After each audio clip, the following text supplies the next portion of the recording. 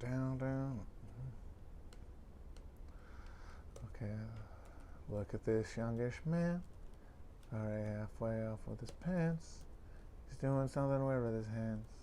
He's got a multitude of outrageous plans, and he's still trying to cough up that which he choked on in the churches. Look at him out running in front of a vacant storefront, building and bedecked an army surplus. And why start giving a shit when everybody telling you it's full of it? And then he gets suppressed, obsessed and depressed, and which one came first in this crazy mess? And then he's taking too much or not enough, and which one is the worst one with this sort of stuff? And he's so implored of being ignored, but that's when being ignored.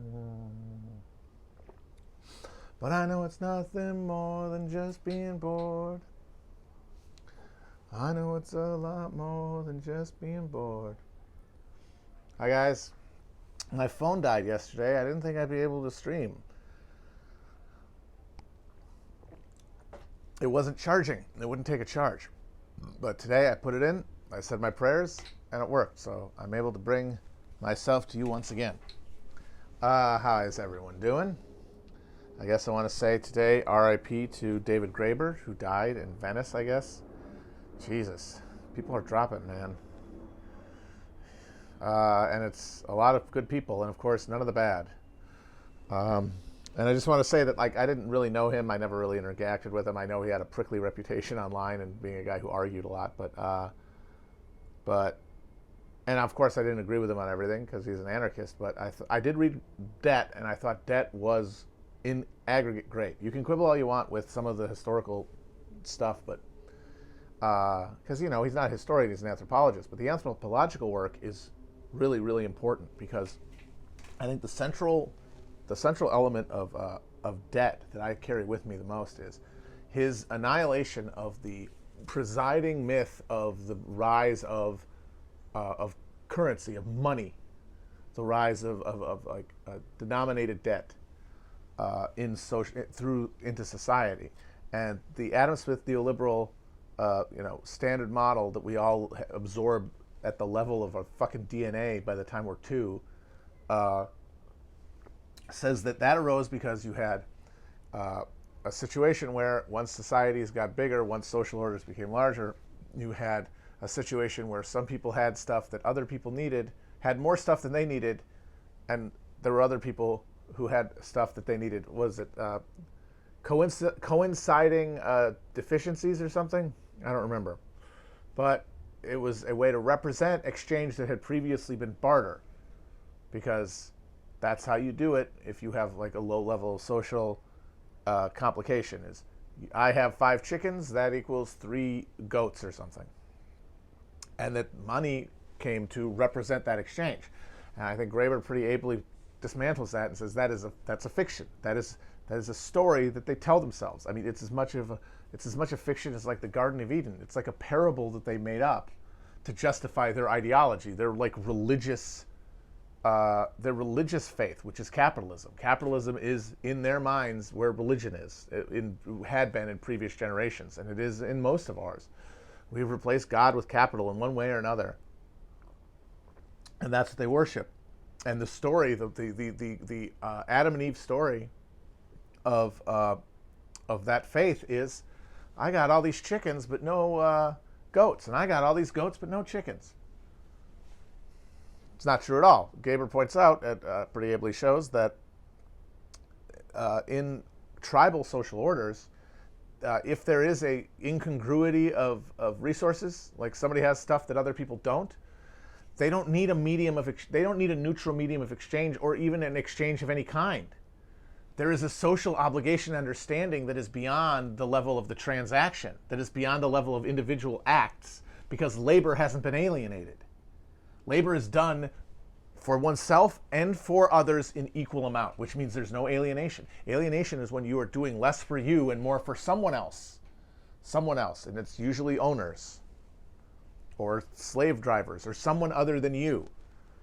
That's when people become separate from one another. That's when social obligations dissolve in the face of pain, in the face of the desire for people to gain some sort of opiate, some sort of salve for the wounds of having their labor alienated. and that's where you need to have a market transaction to exchange, because what's in it for me becomes the only question. And so you have to have a neutral exchange. You can't have barter. You go straight to representation, because representation is all we have. We have to representation, a social obligation that's been lost because of alienation.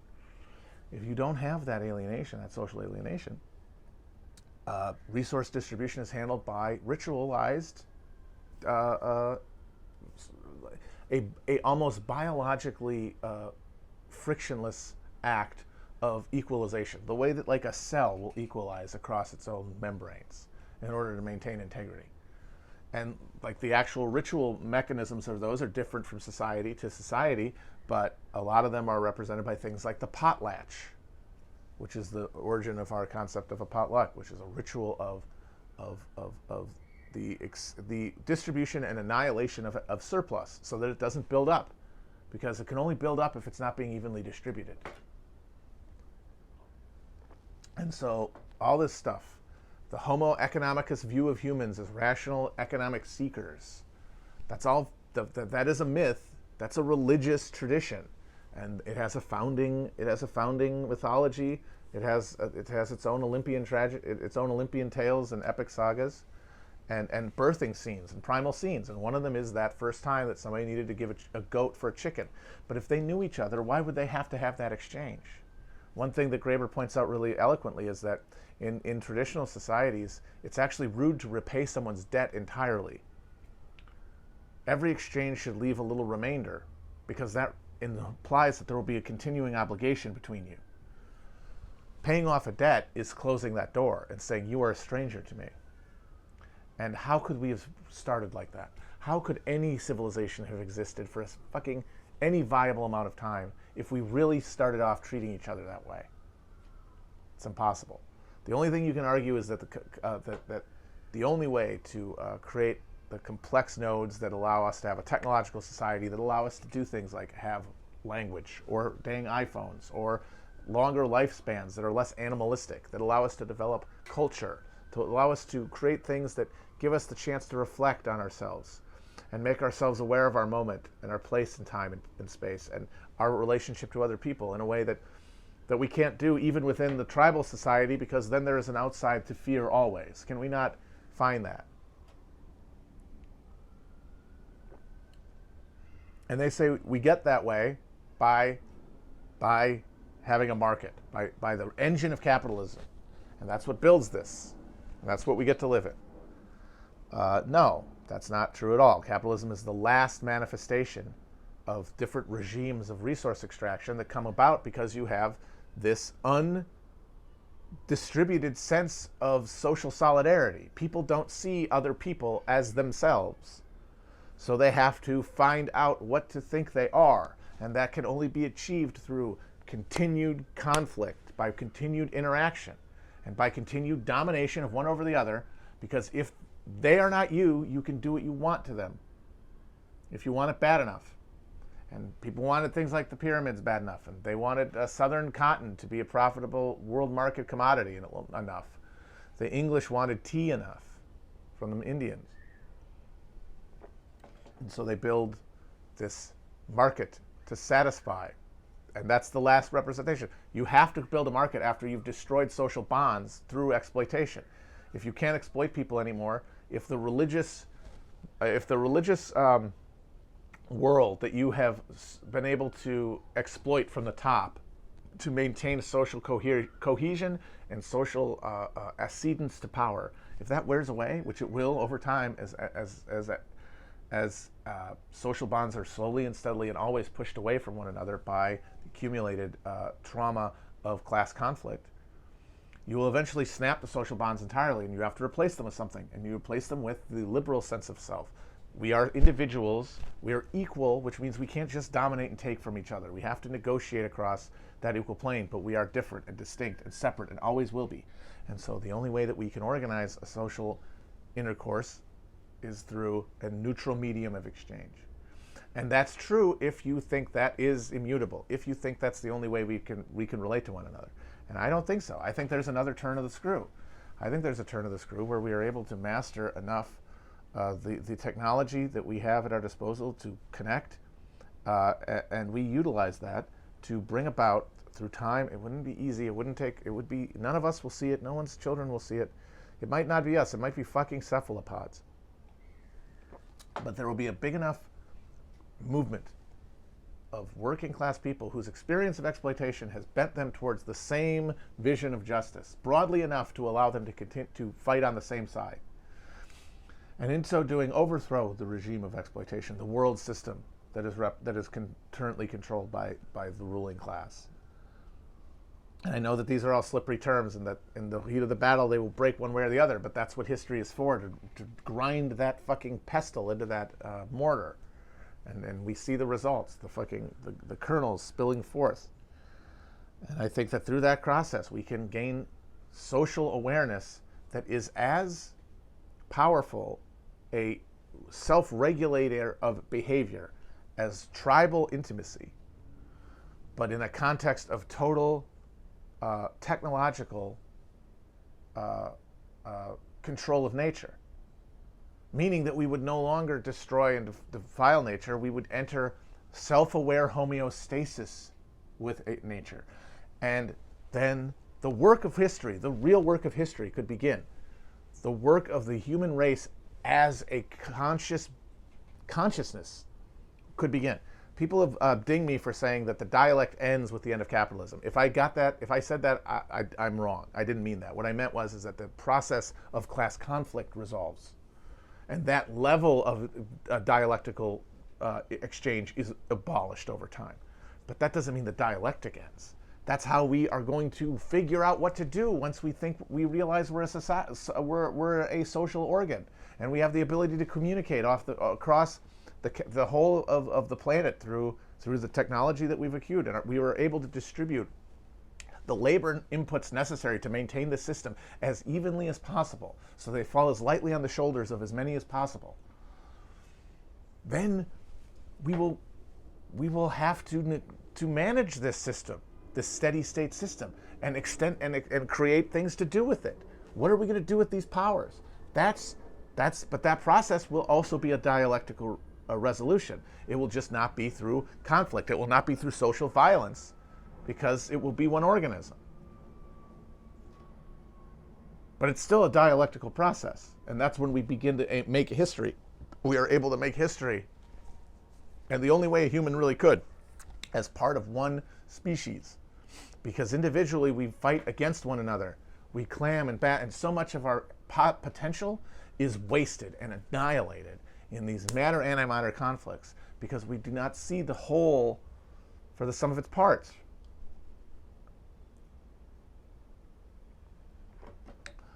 Whew.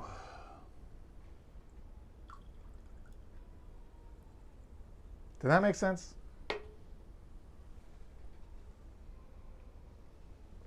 Anyway, R.I.P. David Graeber, and his book Debt deals very, very skillfully and persuasively on that topic.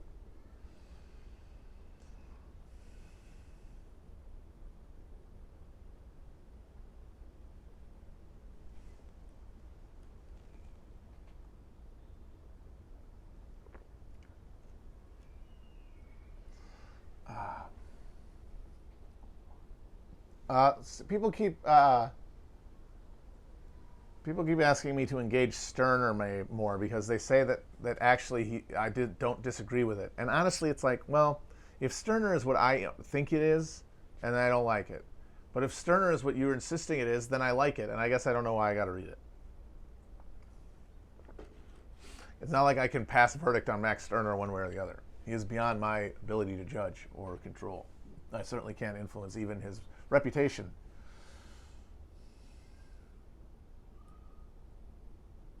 Oh, what have I been grilling? I grilled a few things. I grilled some bergs recently.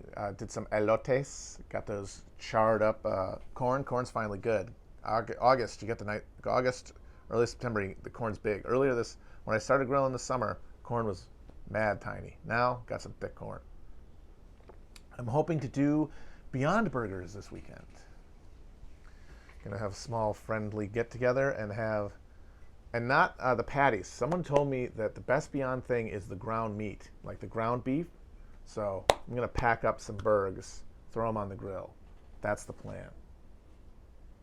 Maybe do some seafood if I can find anything good. If Sterner makes people and prim, then I'm afraid everything I think of him is correct.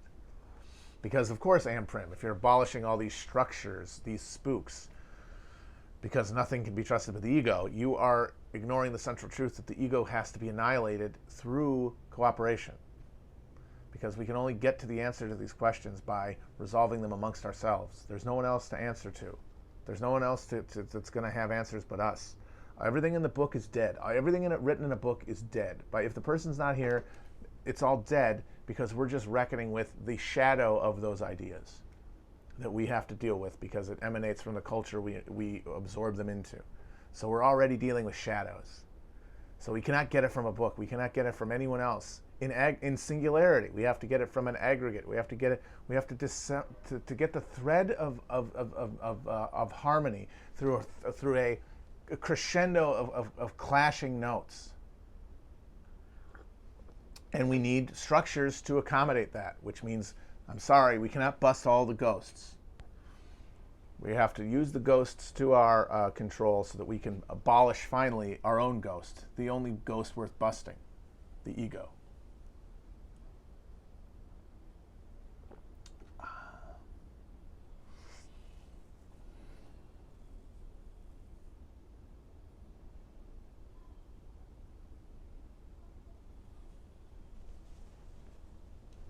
Mankind is so smart and stupid at the same time because we can never know what we don't know.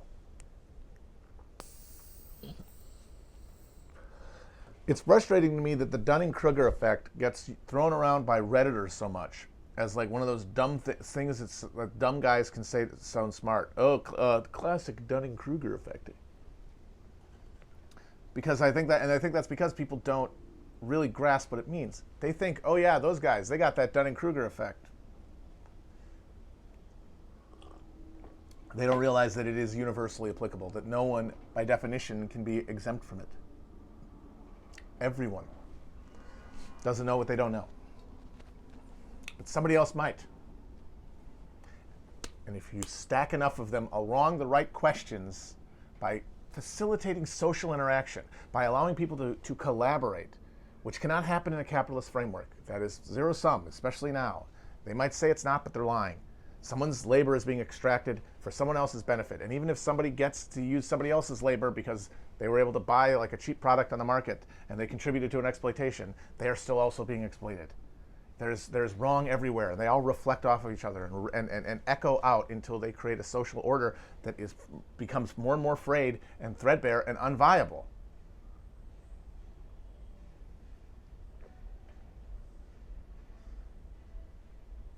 So the Dunning-Kruger effect is universal.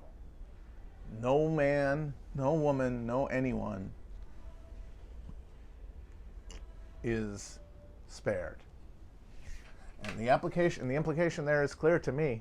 It means that no political project, no religious project, no human social project, forget about politics, but also politics, no project of those kind can social and political project, culminating in a political project, because that is, politics is the culmination of social projects.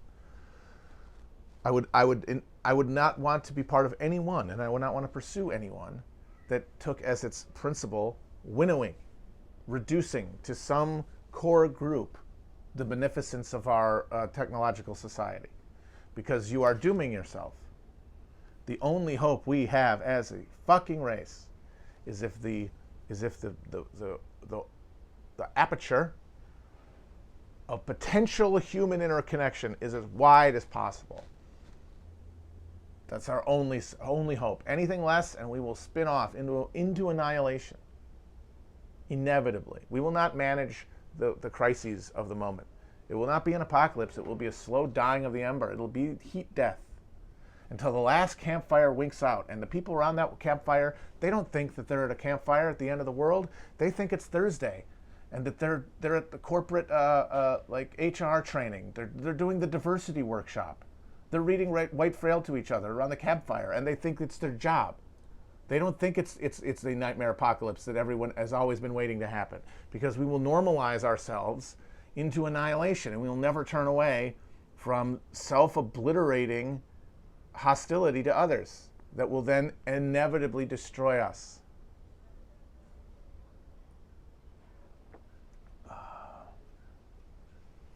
So it's got to be as big as possible, man.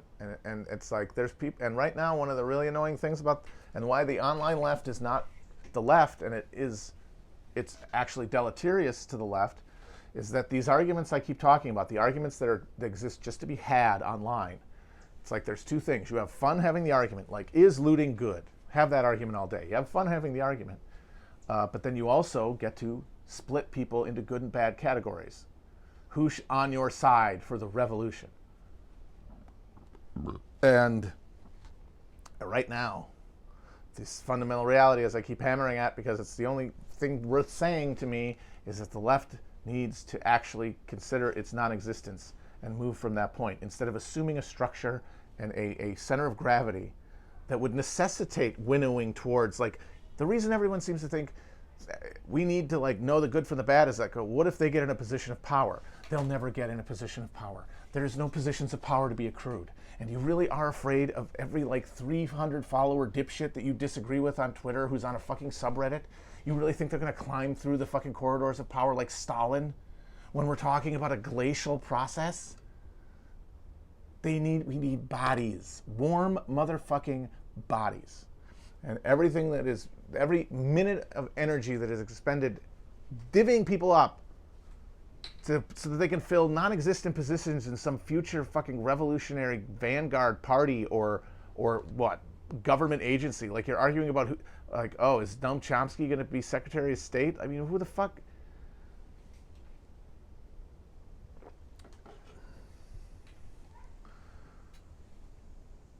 And I mean, and that means, and the thing is, anyone on either side of the questions I'm talking about, their spine will stiffen, and they say, okay, but if we let anybody in, then I'm going to be kicked out by the other guy. Like, that's the democratic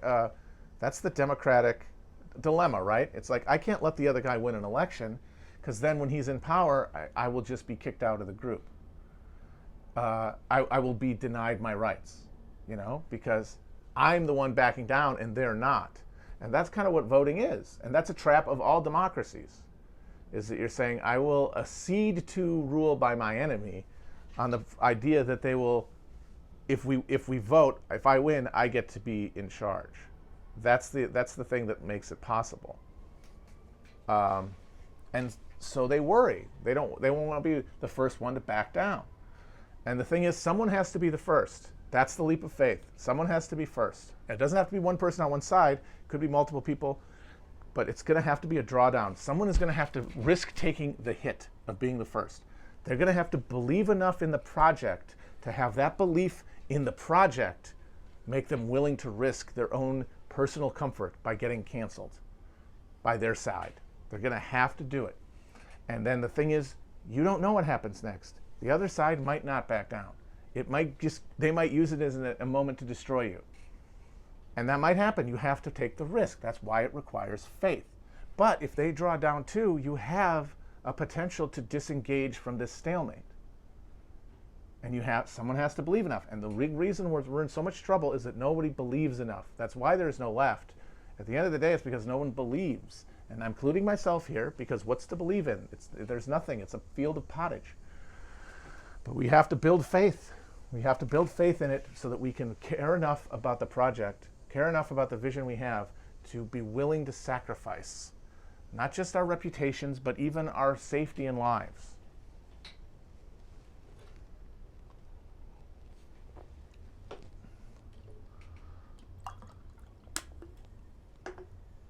And of course, Twitter makes it worse, because if the stakes are low, it's easy to step down, right? Like, if you're having an argument with a friend, even if you really do disagree, it's easier to step down than between you and a stranger. And then even harder if there's people watching, because you're less sure of the other party. You can trust them less.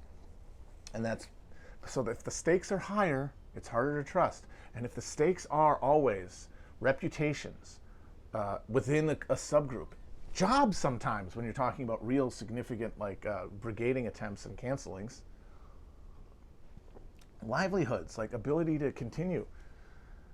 Of course people aren't going to be able to back down. So,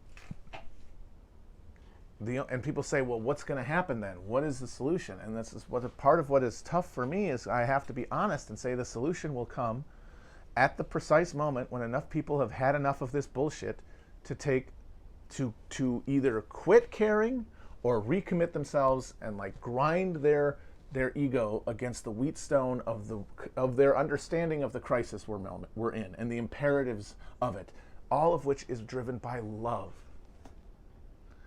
Love. We're going to have to fucking love enough. God, I know that sounds incredibly dorky. That is the cringiest thing I've ever said, but motherfucker, it's true. We're going to have to love enough to be willing to take the fucking risk. To be willing to do a thing that we don't know is going to work. Because that's the only way we can convince people now to sacrifice, is that it'll do something. Because that's what, then they can satisfy their ego, their libido. The only way they're going to do something that won't work is if they know that in the long run, it's something someone has to do first, even if it isn't going to work. Like John Brown. People fixate on John Brown, but no one can be him, even though that is what we need. He loved so much, John Brown, that the enormity of the crime that he saw in front of him overwhelmed his sense of propriety, because he didn't, what, he was going to die? What did that mean? What was his life to this? What was his life compared to this? Considering how deeply he loved, how much his love, like I've said, is ego directed outward and attached to others and removed from the self. How could he ever value his mortal life for a soul? Because that's what we're talking about, is the fucking human soul. Is the degree to which your love reaches out beyond yourself. And that means it doesn't just reach out, it empties. It empties out. And John Brown, he had enough soul that he wasn't afraid to die. We're afraid to get dragged for an afternoon. And it's not our fault. Our ability to have faith has been ground out of us by the alienating brutality of the lives we've been thrust into. But at some point, we're all going to take enough, and the old solutions aren't going to work, and we're going to have to break through. And I'm saying that the thing I'm saying is, how do we make this happen? We don't make this happen. It happens because people get to the point where nothing else works. And when I say works, you can keep doing something that doesn't work forever if it's getting you off. And for some people, it'll always get them off. You know the people I'm talking about. Perpetual motion machine people who just live in the internet, and they're entirely consumed by the hedonic treadmill of owns and counter-owns. And they love it, and they're addicted to it. They are the people who would fight you with a fucking fireplace poker if you tried to pull them away from the fucking cave flame shadows. You can't deal with them. I'm saying is that there will be a time when enough people see the failure of what they're doing to help, and seeing the things get worse, and seeing their lives get worse, and seeing the lives of the people they love getting worse, and they will react by, instead of pulling inward, and a lot of people are going to react by pulling inward and saying, well, if this is the doomsday scenario, I need to hoard as much pleasure for myself as I can. I cannot afford. I have to do self-care because it's coming to an end. And the thing is, that's the rational response. If we act like libertarians think humans act, that will be where we end up. Crouching into ourselves and then fighting over the last McNugget in the after spear. But not all of us are going to do that. And the hope is that enough of people exist like that who will make that choice at the right moment to start reversing this trend. And I don't know if it'll happen. That's where we get, like, and people say, well, now where's your dialectic now? Where's your historical materialism now? This is essentially the quantum level of politics. This is the quantum level of history. This is where history happens. This is where events are kindled, because in every moment, every human being decides to do something because they don't know why they're doing anything. And they can make a choice in any moment. And if enough of them decide to do something, it happens. The social existence is predicated on that. You see it working and you keep doing it. But it's harder to see things as society gets more complicated, so you have to create symbolic systems to represent that, to represent the sense of security, the sense that advancing the aims of others advances your aims. But that runs against the current of accumulating social structures requiring labor, and labor being distributed down on the bottom side of the curve towards control over resources, control over symbols, ability to manipulate symbols, the priestly classes. And you can look at the arc of history, and after it happens, you can look back and see in perfect amber why everything happened. But in the moment, anything can happen. It really is true. And that's the quantum moment of history, and we're living in it.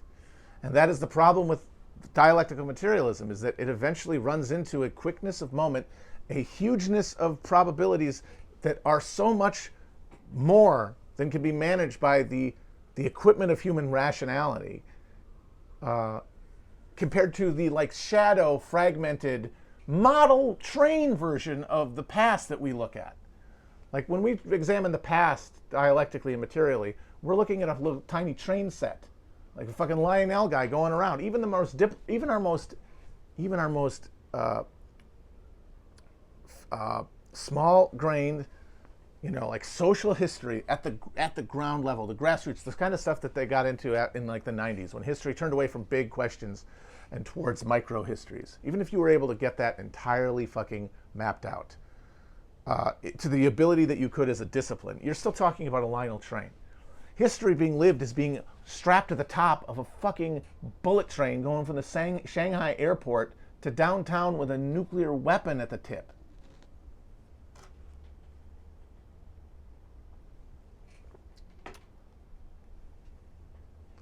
And so we can only just grab on and pray and see what happens.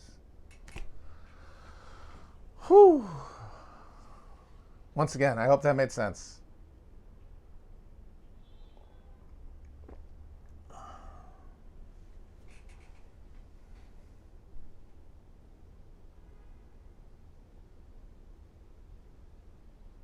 And somebody says, well, isn't that just accelerationism? Isn't that just quietism? No, sir. It means you got to throw theory away. It means you got to stop arguing these points.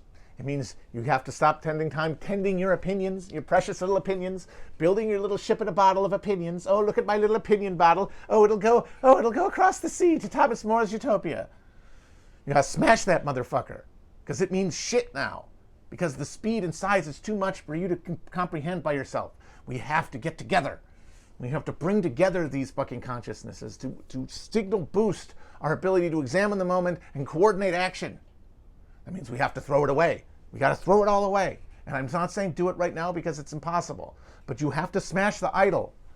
You could do it while you're on the toilet. You could do it blow off steam. But you have to throw it down. And then you have to ask yourself, with this hole now, with my anima hole, my orgone hole, my throbbing libido hole, now empty, what am I going to fill it with?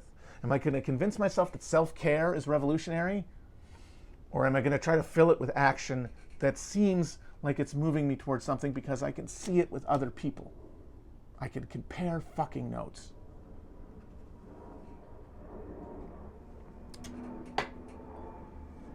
All this stuff feels like black pill if you have completely consigned the idea that you can derive any soul satisfaction, any tending to the garden of love for others, politically, other than the internet.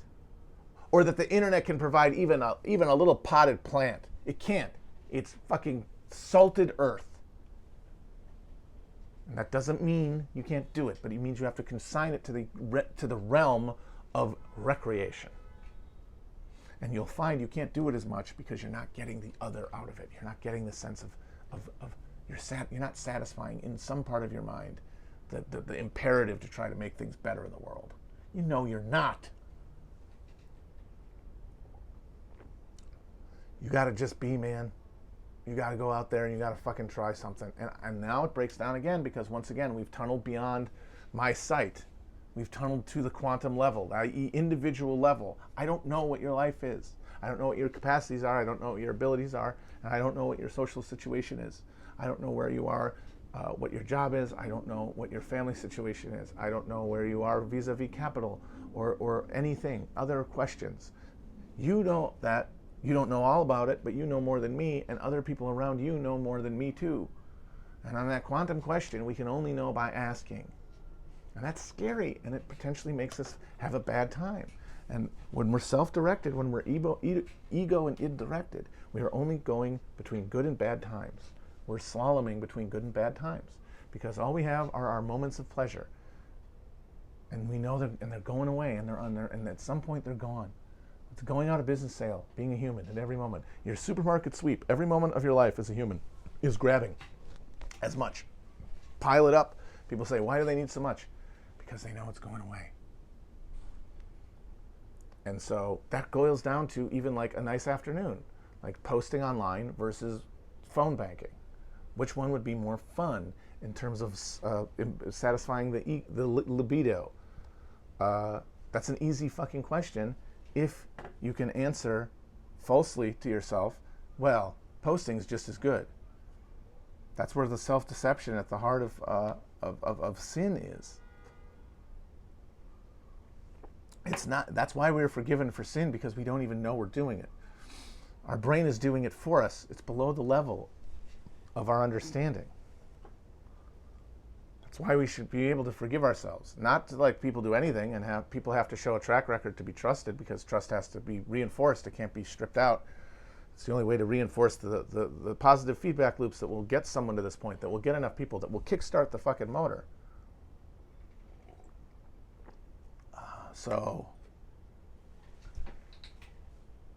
And the thing is, I probably am not going to do that, because I can probably convince myself that what I'm doing now matters more than like doing something that is less libidinally satisfying, because I've got a brain capable of that.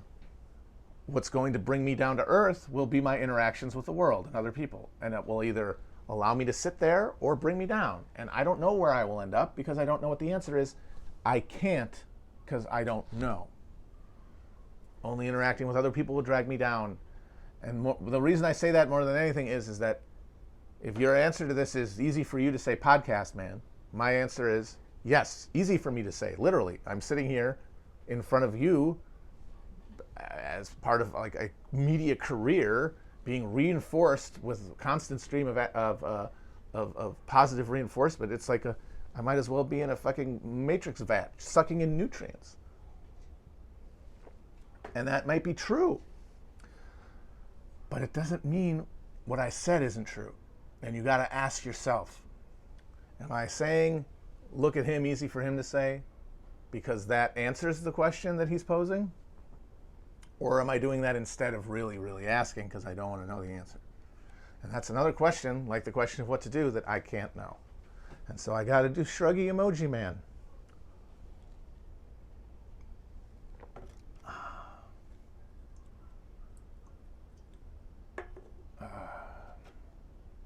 Woo! Oh man, that was, wow. That's over an hour, isn't it? Shit. Well, tomorrow we're going to try to do an office stream. We're going to see if we can get it to work. I'm very excited about it, because me and Chris are going to be in the lab, in the Beat Laboratory soon. It's going to be a lot of fun. And like I said, this will still exist. I will never not doing stream of consciousness madness into your face. But then afterwards, maybe we have some Q&A. Maybe we have a guest. Maybe we play some video games. So your favorite jabbering madness will continue until morale improves.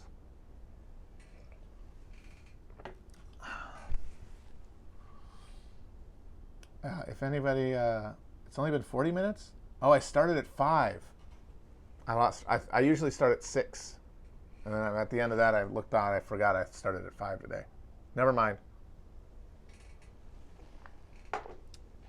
That's why I was kind of like shocked, because it didn't feel that long. Now I know why. Whew.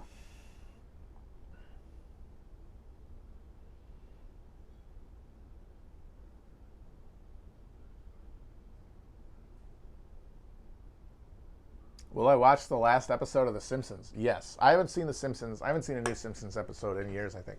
I generally try to watch the Treehouse of Horror. I honestly think I might be a couple years behind, though. I check Hulu.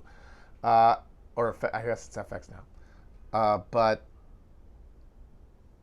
I will definitely watch the last one, if I'm alive for it, which is a big if. I mean, I could definitely die before The Simpsons ends, for any number of reasons.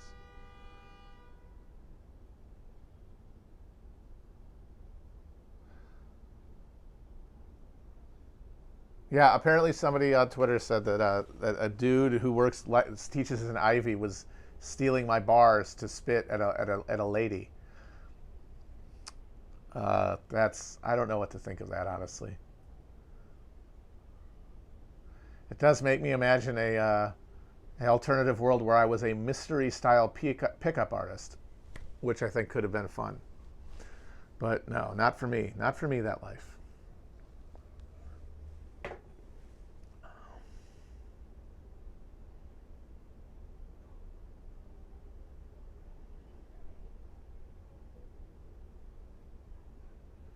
COVID is definitely exacerbating the posting issue. But we also see how there's a flip side to that, right? Because people get more into posting, but also the more that they are kept away from like what they used to consider normal, because things are normalizing, but not completely and not evenly. The longer they feel that way, the more tense they feel, and the less computer can like satisfy them. It exacerbates the personal stress that leads to the explosion, because like everyone's going to have to come to a point where their personal stress and their perception of social stress is larger than the amount of pleasure that they can convince themselves they can get out of posting.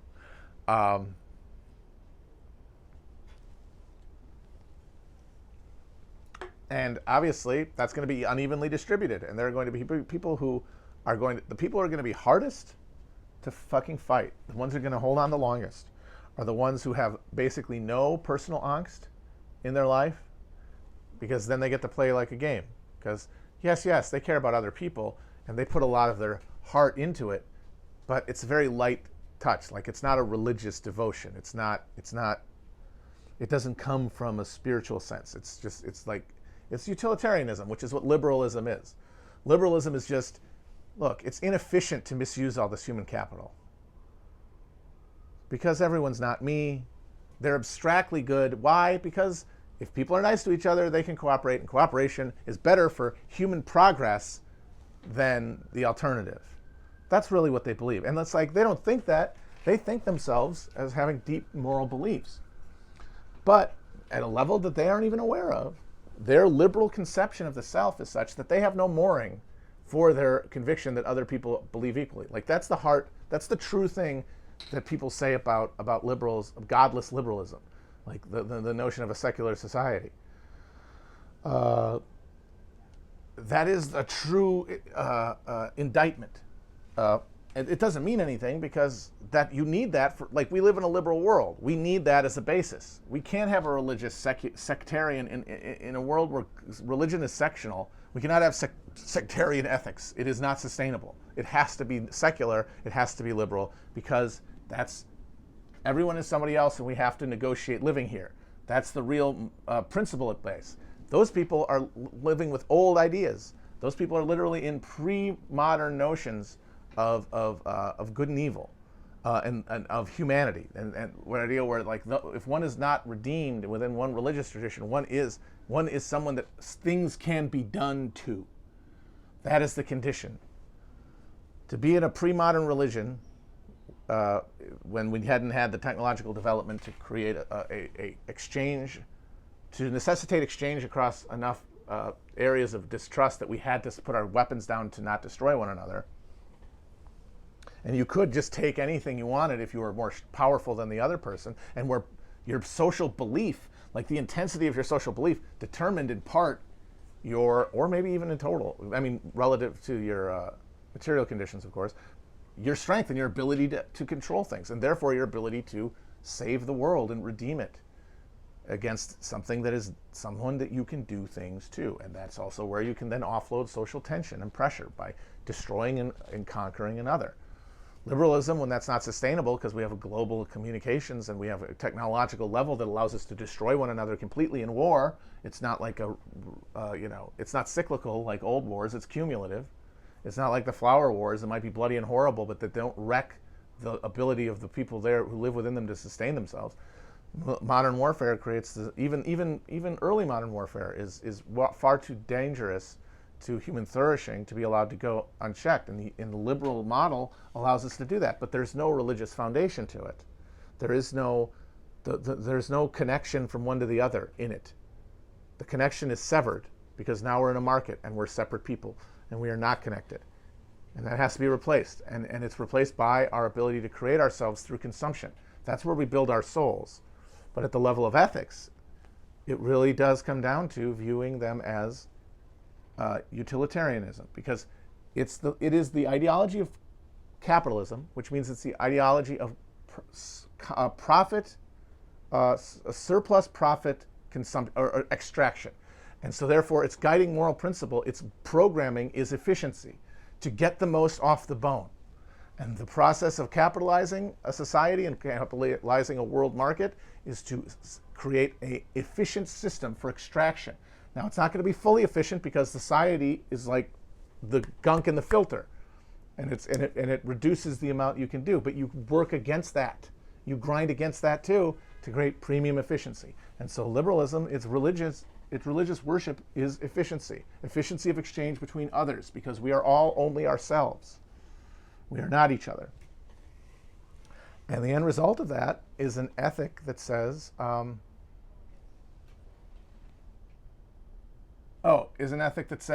I care about other people, but really at heart, it's because it's most efficient to love them. And that can be good. People can act in sincere goodwill out of that desire. Problem is, if it comes under pressure, especially since there's no felt personal discomfort, that their lives are comfortable, that all of their pain associated with the condition is theoretical and felt and imagined in their head, and imagine a connection to people who aren't them, then it's fragile and it can come crumbling down if the only thing being served is the self, because you can decide that, oh well. Or you can say, you know what, posting is doing the work, even though you never see it rewarded. Or, you know what, those guys don't actually deserve it. And these ones don't too. And you know what? And by the way, none of it's ever going to happen anyway. We'll never have socialism. We just need to punish people right now for the crimes they've committed. That's the only justice we're going to have, is like, as the ship's going down, you're like shooting the captain for running into the iceberg. That's our only justice, is vengeance. With just nihilistic vengeance. And we can just post. Or, refuse to step down no matter what happens. On the other end, you have people who feel intense personal angst and pressure and pain, whose family conditions are very, very bad. Now, there's fewer of them because people like that generally don't have the ability or time to post as much, so they can't even get anything out of it. But the ones who are, their distress can cause them to privilege the relief of their own suffering. And there's no way you can blame them for that, because it's their suffering and everyone else's is imaginary. The way that you coordinate a class awakening into itself is bringing those ideas together across the chasm, bringing together a felt sense of the right and of good to a social sense of the right and the good that are in alignment and that flow across one another. Because over time, that will make suffering not your own, and the suffering of others will replace that, because you're suffering less, because your personal suffering has been relieved to an extent, because you're not fighting your conditions. And it's like, that sucks, because it's asking people to sacrifice the way other people don't have to, and that's unfair, but sadly that's also unavoidable. What we need, the idea is that there are enough people in the middle. There are enough people who suffer a good deal but still have a social connection because they have a spirituality, and enough people who don't have much spirituality because it's been eroded away by pleasure, but do have a social sense, and connect them. That's the only future. That's the only engine. And basically what I just described, those two sectors of people, the top sector, I'm mostly describing the dreaded PMC, who make up pretty much everybody arguing on Twitter in some way or another, including people who hate them, including people who fight them all day. They're in the top half of that distribution of pain. The bottom half are disengaged from politics for the most part. And the ones who aren't are often oriented along reactionary mindsets because they are filled with justified anger at the way that their life is going. And historically, what happens is that you essentially have enough of an elite overproduction. Like 1848 is a good example of this. The 1848 rebellions were kicked off because you had an elite overproduction of college graduates who were just hanging around these cities and just getting antsy because they weren't getting their lives weren't what they wanted them to be. But they were not the misery of the lives of the spinners and the weavers and the early proletarians, or as backbreaking and isolated as working in the peasant agriculture and the land. And they had enough time to sit around and talk between themselves and to other people, including those workers, about what was going on, and they formulated an understanding of what was actually happening. And they communicated across this narrow social chasm, because remember, this is pre-modern. I mean, this is pre-capitalism, really. It's still like, it's capitalism, but it's embedded still within feudalism. Feudalism has not been annihilated by any stretch yet. Its remnants are still the structure the thing is embedded in, meaning there's a social basis for interaction that is still not been dissolved by the market completely. And that means that crossing that chasm is easier. There's less mistrust. There's more social commingling. We're in a situation now where that conveyor belt between those two classes has been broken. And I don't know how to mend it. This is where we're at the quantum point. Like, if the fan belt is busted and it's snapped and you can't get another one, you just got to glue that motherfucker. Like, everybody has to just close their eyes and turn into a glue and just grab that motherfucker in an act of faith and then just hope it holds until you can kickstart the fucking motor. I know that sounds like a bunch of mystical hogwash, and it probably is, and it's not really worth thinking about from day to day, and I'll probably not talk about it more in the future. But it's how I think of the question in front of us. It's like, when I talk about it, I try not to get that woo-woo about it, but this is the shape of the question: how to repair that belt.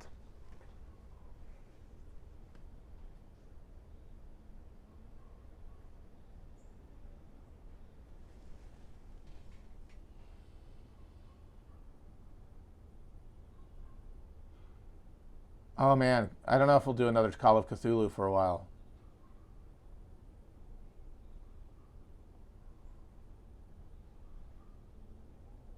The Call of Cthulhu games are a lot of work, and I think Virgil he's operating at a very high and intense frequency right now. He's got a lot on his plate creatively, but it might happen.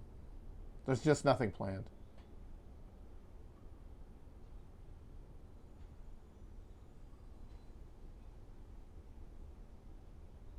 Oh, I've never tried to pick anyone up. Someone asked what some pick-up lines. I've never tried to pick anyone up. Seems like an incredibly awkward moment.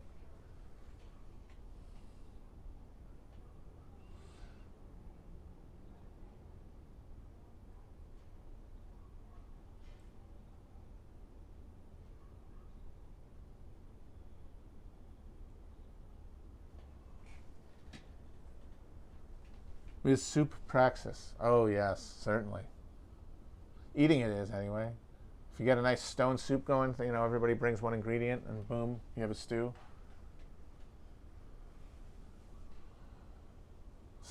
People are really mad at this mug. I think we got it at Target. It's a nice design. I guess this is kind of like, for some people, this is basically the Confederate flag, and that's a strong argument.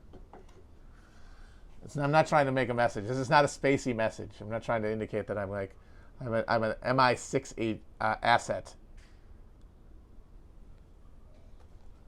I'm here on the mission of the Queen to sow disinformation on American airwaves to defend to protect the Queen against accusations of Epstein-related crimes.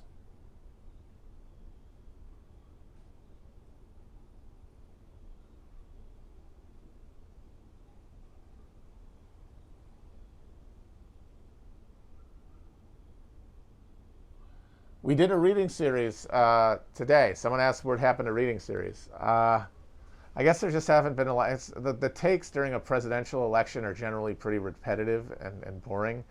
You got to have sort of a slack political environment for people to start just riffing. So you generally have less during a political.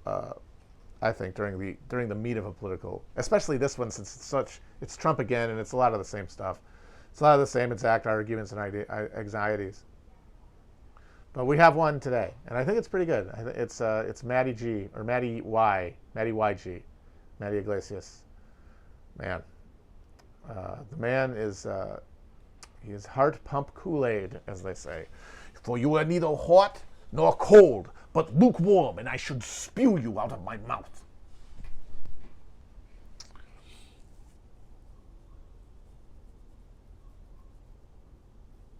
He is Nietzsche's last man.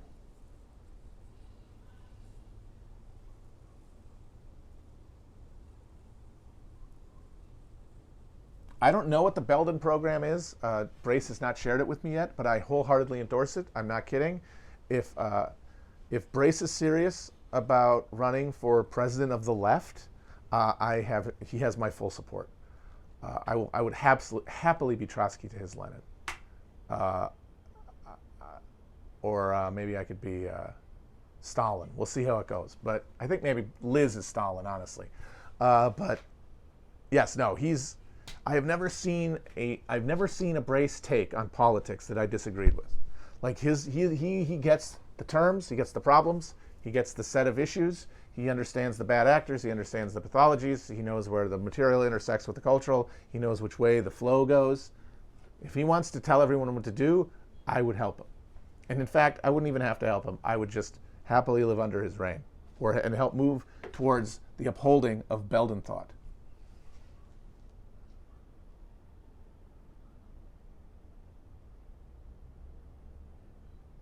Yeah, Liz is Stalin, I'm Trotsky, yeah. And Lenin is, no, Brace is my boy. He's VI Lenin all over the place.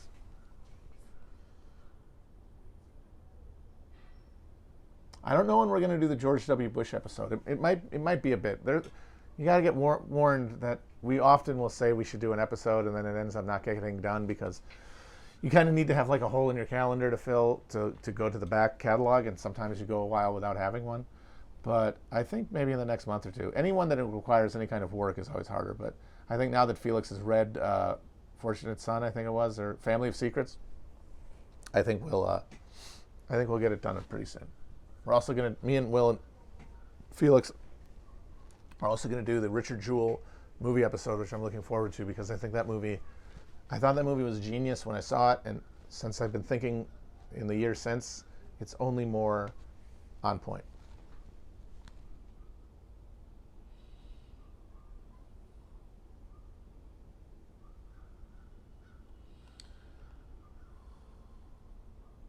I don't think Felix finished the Knausgaard, guys. I know he left one Knausgaard book on a public transit in Europe or something, but I don't think he finished it. I think he really appreciated the idea of it, and then he didn't need to read it, if you know what I mean.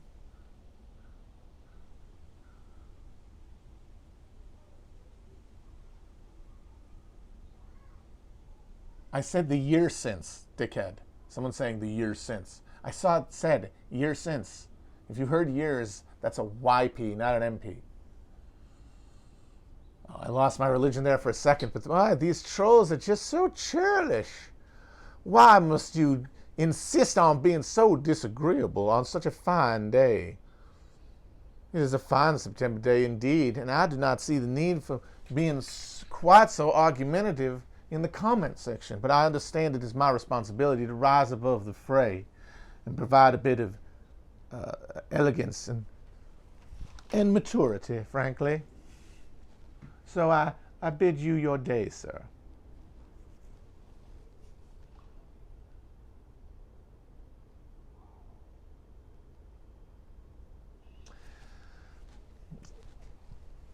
people keep talking about a realignment. I don't want to get. This is gonna.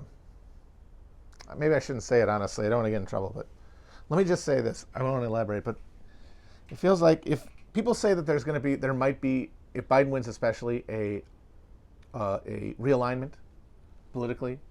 I mean,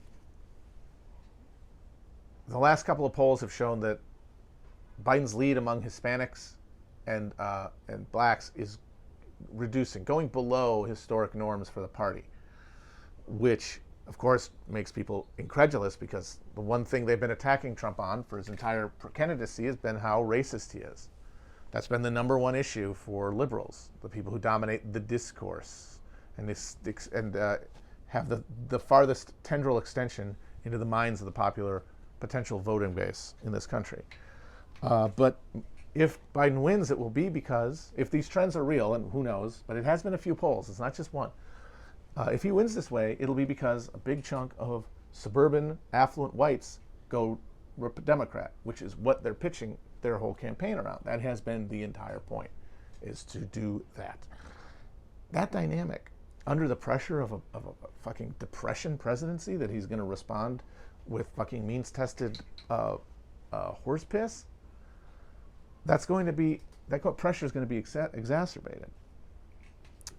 And if the pressure of living in like under a Democrat with this kind of social conditions exacerbates not even evenly, but just somewhat near a equilibrium of distribution between Democratic voters and the Republican voters, you could see Q swell just in time to like break off from the barnacle-like holding restraints of the Democratic or of the Republican Party machinery and connect blob-like to the alienated Democratic working class base, and then coming together, leaving the two shards of ruling class and like upper middle class, comprador class, whatever you want to call it,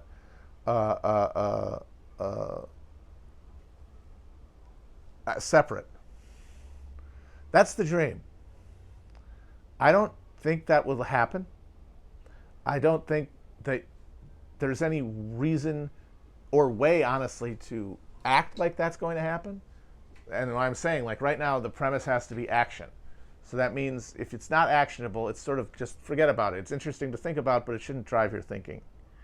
I don't think we're there yet. But if it does happen, I think that's the only way it happens. Is if like RFK Jr. is the synthesis character.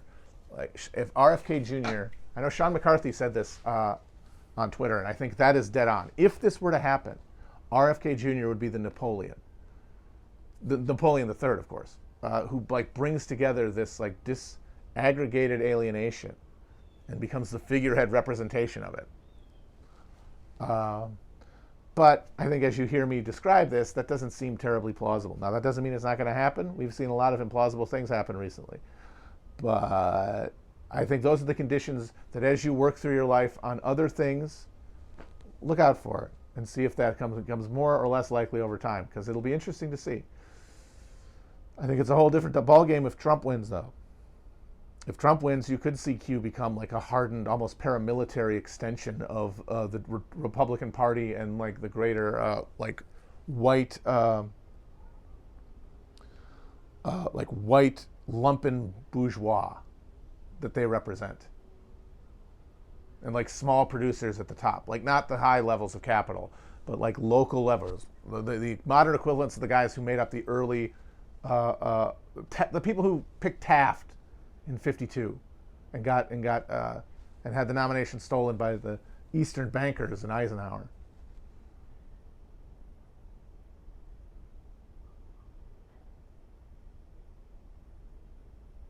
And then they become like the ones that, then they become, I would think you'd see more organized violence from Q, because they would have the imprimatur of state, because the state would turn to them to help their power be consolidated in a moment of prolonged crisis. Because if we're talking Trump's second term, we're talking siren crisis at every moment, an intensification, a cranking, an upward cranking only, no downward cranking. Biden, we might see some slack in the line for a little bit. Trump stays in, because that's his thing, is antagonizing the contradictions. He's banging the dinner bell every single day, so it can only get worse. And that means there'll be more dissatisfaction, more discontent, more violence, and then that violence will be organized along who's in power. Now, the question then becomes, will the left in that situation be constrained by the Democratic Party, or finally become like the guiding force of a movement, a larger working class movement, to shatter and destroy the Democratic Party and replace it and send its ruling elite scattering back to the Republicans, or more likely to the private sector, and then those connections to global finance being shifted, of course, over to the conservatives, to the Republicans, to MAGA.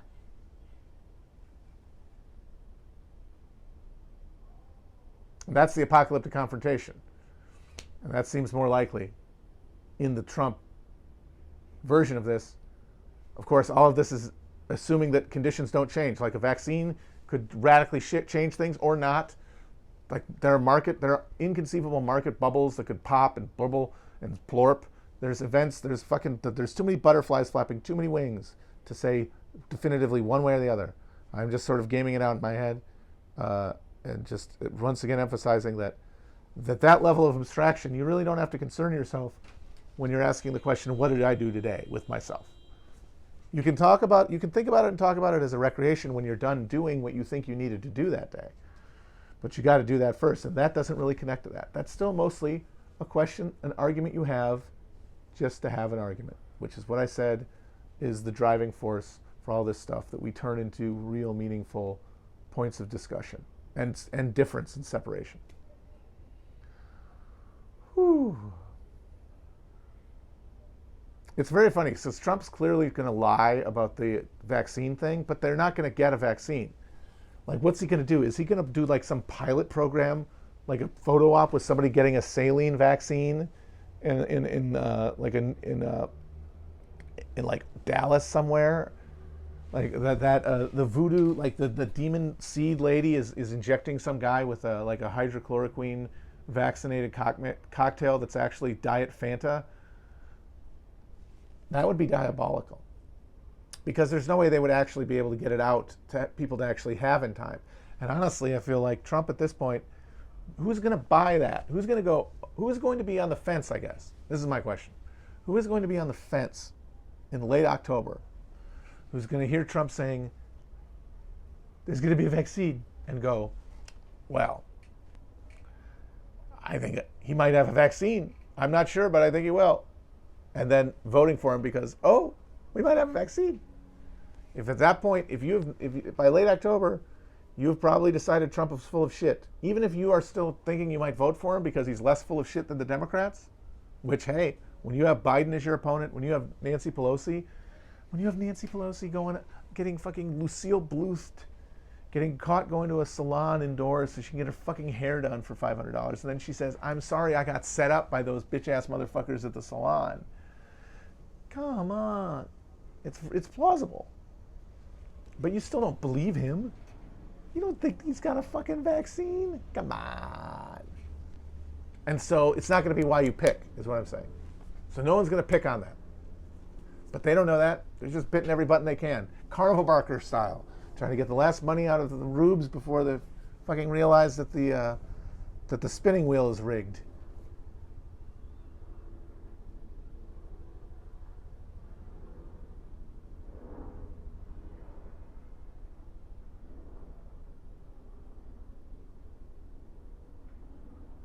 I will end with this.